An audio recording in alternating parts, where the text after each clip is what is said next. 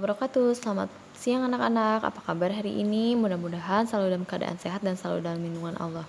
Hari ini kita lanjutkan pembelajaran tematik tema 7, subtema 1 pembelajaran ketiga.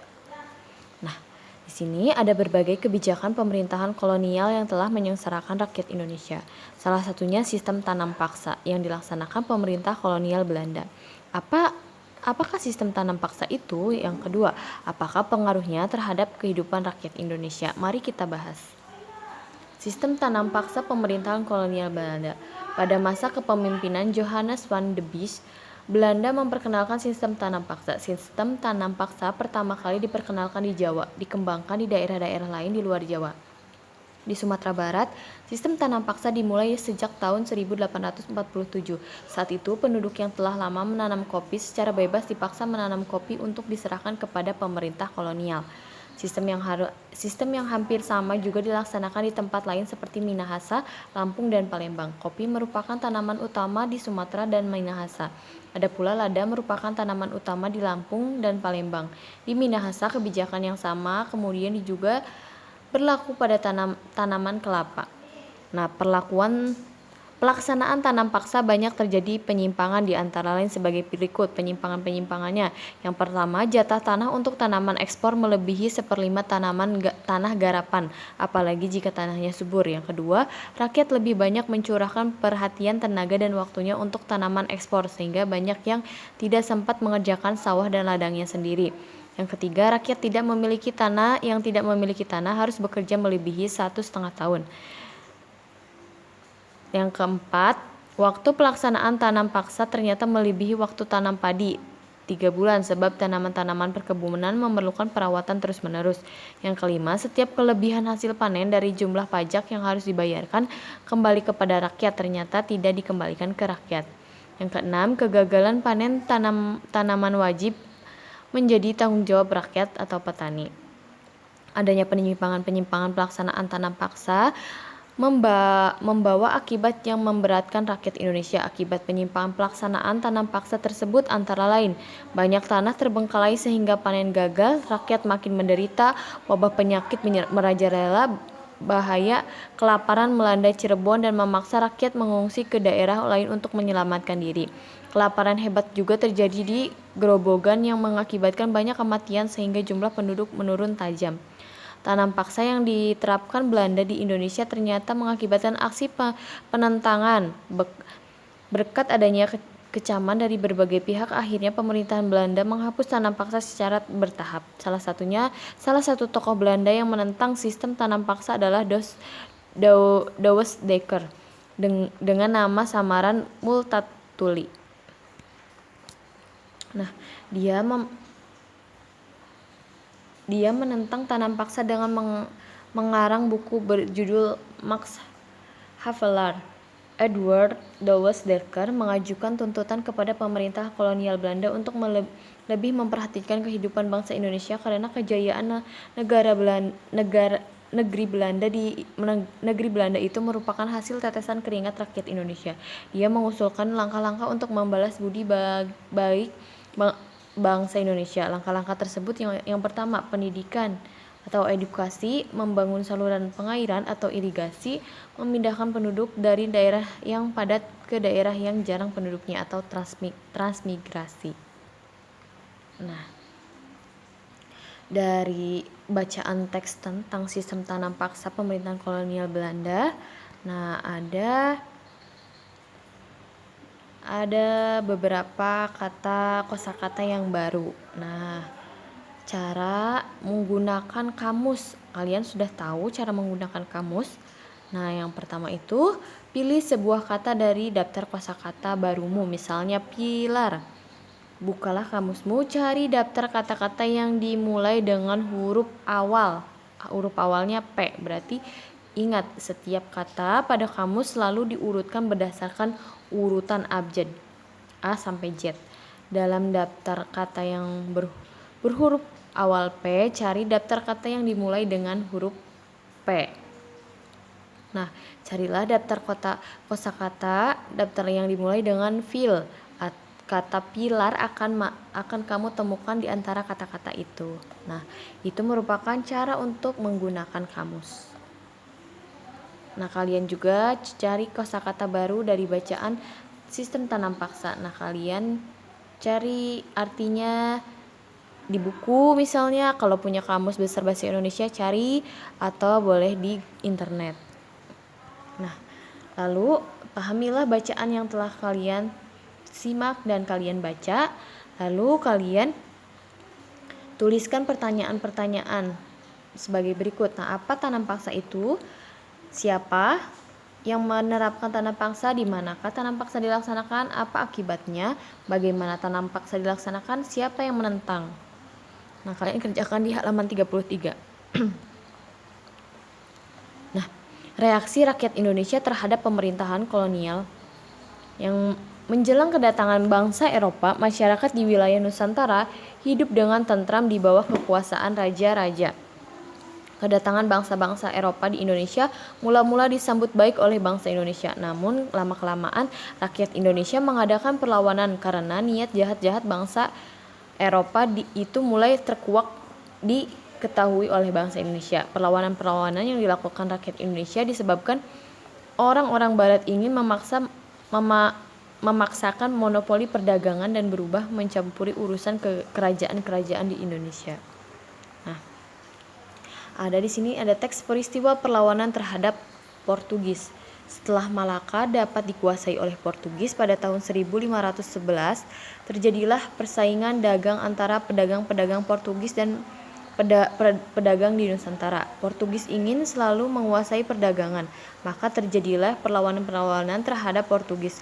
Perlawanan tersebut antara lain: yang pertama, Sultan Ali Mughayat Shah 1514 sampai 1528 berhasil membebaskan Aceh dari upaya penguasaan bangsa Portugis. Sultan Alauddin Riyad Shah 1537 sampai 1568 berani menentang dan mengusir Portugis yang bersekutu dengan Johor. Sultan Iskandar Muda 1607 sampai 1636, Raja Kerajaan Aceh yang terkenal sangat gigih melawan Portugis adalah Iskandar Muda. Pada tahun tersebut, Iskandar Muda melakukan serangan terhadap Portugis di Malaka. Nah, pada awalnya Portugis diterima dengan baik oleh raja setempat dan diizinkan mendirikan benteng. Namun lama-kelamaan rakyat Ternate mengadakan perlawanan karena Portugis serakah, ikut campur dalam pemerintahan, membenci agama rakyat Ternate dan bersikap semenang-menang. Rakyat Ternate dipimpin oleh Sultan Hairun bersatu dengan Tidore melawan Portugis sehingga Portugis terdesak. Pada waktu terdesak, Portugis mendatangkan bantuan dari Malaka dipimpin oleh Antoni Galvos sehingga Portugis mampu bertahan di Maluku. Pada tahun 1565, rakyat Ternate bangkit kembali di bawah pimpinan Sultan Hairun. Portugis berusaha menangkap Sultan Hairun, tetapi rakyat bangkit untuk melawan Portugis dan berhasil membebaskan Sultan Hairun dan tawanan lainnya. Akan tetapi, Portugis melakukan tindakan licik dengan mengajak Sultan Hairun berunding. Dalam perundingan, Sultan Hairun ditangkap dan dibunuh. Perlawanan rakyat Ternate dilanjutkan di bawah pimpinan Sultan Abdullah, putra Sultan Hairun, pada tahun 1574. Benteng Portugis dapat direbut, kemudian Portugis menyingkir di Hitu dan akhirnya menguasai dan menetap di Timur sampai 1975. Nah, berdasarkan teks tersebut, kalian tuliskan alasan Ternate melakukan perlawanan, pimpinan rakyat Aceh dan Ternate yang melakukan perlawanan, dan hasil perlawanan. Kerjakan di halaman 35. Nah, di sini peristiwa perlawanan terhadap Belanda. Ada Sultan Hasanuddin dari Makassar. Ada Pangeran Antasari dari Banjarmasin atau Kalimantan Selatan. Di sini ada Patimura dari Maluku. Di sini ada Sisingamangaraja dari Sumatera Utara.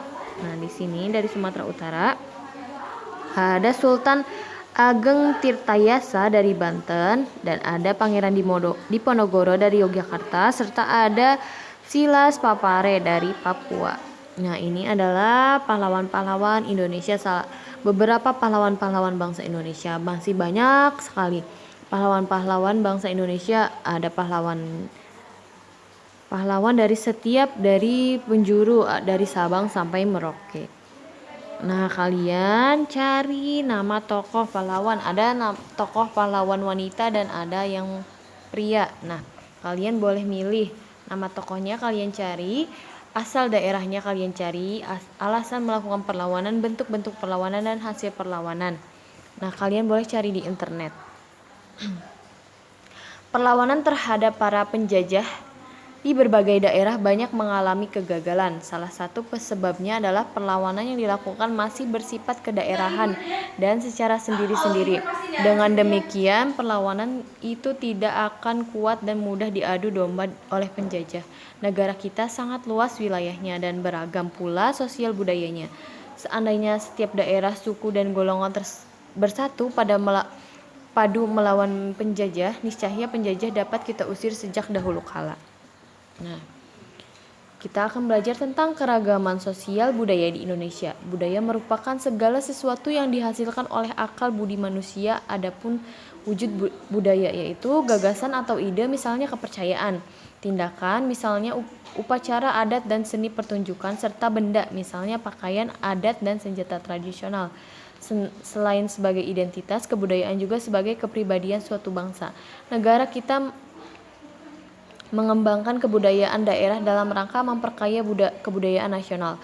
Hubungan antara keduanya sangat erat karena kebudayaan nasional bersumber dari kebudayaan daerah. Kebudayaan nasional lahir sebagai hasil usaha akal budi atau pikiran seluruh bangsa Indonesia yang terjadi atas keberagaman ras dan suku.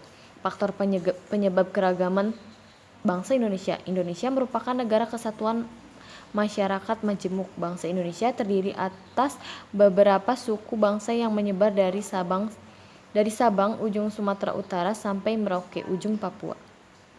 Nah, faktor keturunan yang pertama, ras di Indonesia. Berdasarkan ciri-ciri fisiknya, masyarakat Indonesia dapat dibedakan menjadi 4 kelompok ras sebagai berikut.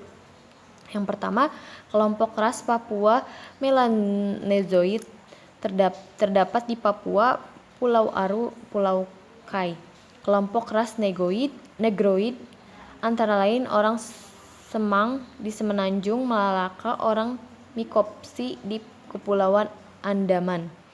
Lalu kelompok ras Widoid antara lain orang Sakai di Siak Riau, orang Kubu di Sumatera Selatan dan Jambi, orang Tomuna di Pulau Muna, orang Enggano di Pulau Enggano, dan orang Mentawai di Kepulauan Mentawai. Dan keempat, kelompok ras Melayu Mongoloid yang dibedakan menjadi 2 golongan, yaitu ras Proto-Melayu, Melayu tua antara lain suku Batak, suku Toraja, dan suku Dayak. Dan yang kedua, di samping kelompok ras di atas, masyarakat Indonesia juga terdiri atas kelompok warga keturunan Cina atau ras Mongoloid, warga keturunan Arab, Pakistan, India, dan ras Kaukasoid dan sebagainya yang hidup berdampingan membaur menjadi warga negara Indonesia. Masyarakat Indonesia mengenal superioritas suatu ras dan tidak menganut paham rasionalisme. Nah, di sini ada ras khusus. Nah, di sini ada, kalian lihat di buku, ada ras Kaukasoid, ada ras Mongoloid, dan ada ras Negroid. Suku Masyarakat Indonesia majemuk terdiri atas beberapa suku bangsa atau etnis. Tiap-tiap suku bangsa memiliki bahasa dan adat istiadat serta budaya yang berbeda. Di suatu daerah mungkin terdapat beberapa suku. Sebagai contoh, di Sumatera terdapat suku Aceh, suku Melayu, suku Batak. Di Pulau Jawa terdapat suku Betawi, suku Sunda, dan suku Osing, dan juga suku Jawa. Nah, di sini kalian bisa lihat ada gambar-gambarnya, suku-sukunya. Nah, yang kelima, perbedaan kondisi geografis. Perbedaan kondisi geografis turut berdampak pada munculnya berbagai ragam mata pencaharian. Contohnya, perikanan, pertanian, kehutanan, dan perdagangan. Pada setiap bidang tersebut, mereka akan mengembangkan corak kebudayaan yang khas dan cocok dengan kondisi geografis lingkungan tersebut. Dan yang keenam, ada pengaruh kebudayaan luar. Bangsa Indonesia adalah contoh bangsa yang terbuka. Kebudayaan ini dapat dilihat dari besarnya pengaruh asing dan dalam membentuk keragaman masyarakat di wilayah Indonesia.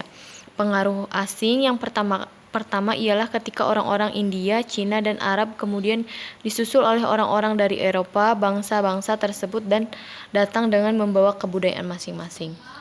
Nah, ada faktor penyebab keragaman, ada faktor keturunan, lalu ada faktor kondisi geografi dan faktor kebudayaan luar. Nah, dan banyak sekali ras, suku, bangsa yang ada di Indonesia. Nah, bisa kalian lihat dan kalian baca ulang di buku paket. Nah, kalian kerjakan halaman 41, kalian perkenalkan diri kalian. Nah, siapakah kamu? Nama, termasuk ras apakah kamu, sukunya suku apa, termasuk suku apa, tempat tinggalnya di mana, bahasa yang digunakannya apa, kesenian yang menjadi ciri khas suku apa. Lalu kalau ada kalian tempelkan foto kalian di sini ya. Kalau tidak ada juga nggak apa-apa. Kalian kerjakan halaman 41. Nah, lalu kalian lanjutkan kerjakan halaman 42. Kalian boleh cari sumbernya di internet atau di buku pembelajaran lainnya. Suku-suku di Pulau Sumatera, kalian tulis suku yang ada di Pulau Kalimantan, Sulawesi, Maluku, Pulau Jawa, Nusa Tenggara, dan Papua. Nah, kalian cari di internet. Nah, syukur adalah ucapan yang tepat atas keberagaman sosial budaya bangsa kita. Melestarikan adalah tindakan yang tepat ketika menyaksikan kebudayaan-kebudayaan dari berbagai suku bangsa di Indonesia. Adapun kerukunan merupakan cita-cita yang harus diwujudkan ketika melihat berbagai perbedaan suku bangsa di Indonesia. Dalam sikap saling menghargai keberagaman sosial budaya, kita dilarang membeda-bedakan. Kita dilarang menganggap bahwa suku bangsa kita lebih tinggi dibandingkan suku bangsa lain. Kita juga dilarang merendahkan budaya dari suku bangsa lain. Pada dasarnya, kebudayaan daerah menyumbang bagi kekayaan budaya nasional. Akan lebih membanggakan lagi jika kita tidak hanya mengenal budaya dari suku bangsa lain, tetapi juga mengerti makna dan turut melestarikannya. Nah, kita harus selalu bersyukur atas kehidupan kita yang sekarang. Kita tidak mengalami penjajahan di masa dahulu kala. Jika kita mengalami, kita akan sangat-sangat menderita. Nah, harusnya kita sebagai pelajar, kita harus bersyukur, kita harus melanjutkan jasa-jasa para pahlawan dengan cara rajin belajar, mematuhi orang tua, dan kita harus membanggakan Indonesia, mencintai tanah air. Nah, lalu kita juga harus melestarikan kebudayaan-kebudayaan yang ada di Indonesia. Lalu kita juga tidak boleh membeda-bedakan suku-suku bangsa lain yang ada di Indonesia. Selalu menghargai, selalu hidup rukun dengan sesama, dengan teman maupun dengan tetangga. Nah, sekian pembelajaran untuk hari ini. Kurang lebihnya Ibu mohon maaf. Apabila ada yang tidak dipahami atau tidak dimengerti, boleh tanyakan langsung pada Ibu. Ditutup, wabillahi taufiq wal hidayah. Wassalamualaikum warahmatullahi wabarakatuh.